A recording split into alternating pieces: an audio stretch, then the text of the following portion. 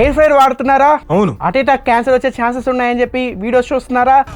అయితే ఈ రీల్ మీకోసమే. ఎయిర్ ఫ్రైర్ వల్ల హార్ట్ అటాక్, క్యాన్సర్ వచ్చే ఛాన్సెస్ ఉన్నాయి అంటే ఎయిర్ ఫ్రైర్స్ కనుక మనం సరిగ్గా వాడకపోతే కొన్ని కెమికల్ రియాక్షన్స్ జరిగి హార్ట్ అటాక్స్, క్యాన్సర్ వచ్చే ఛాన్సెస్ అయితే ఉంటాయి.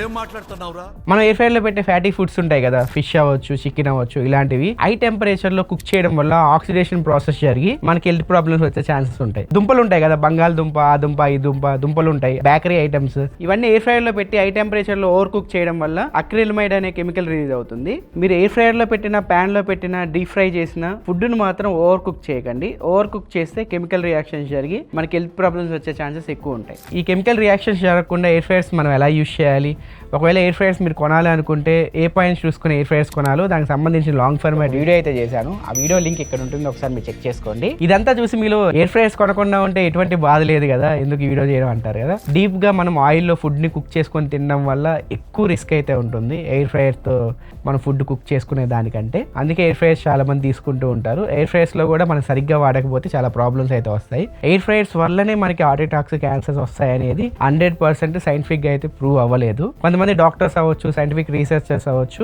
ఎయిర్ ఫ్రైర్ వల్ల హార్ట్ అటాక్స్ కానీ, క్యాన్సర్స్ కానీ వచ్చే ఛాన్సెస్ ఉండొచ్చు అని చెప్పి మనల్ని హెచ్చరిస్తున్నారు అంతే. 100% సైంటిఫిక్ గా అయితే ప్రూవ్ అవ్వలేదు. మన ఆహార అలవాట్ల పైన కూడా డిపెండ్ అయి ఉంటుంది, మన లైఫ్ స్టైల్ పైన కూడా డిపెండ్ అయి ఉంటుంది హార్ట్ అటాక్స్ అండ్ క్యాన్సర్ వచ్చే ఛాన్సెస్.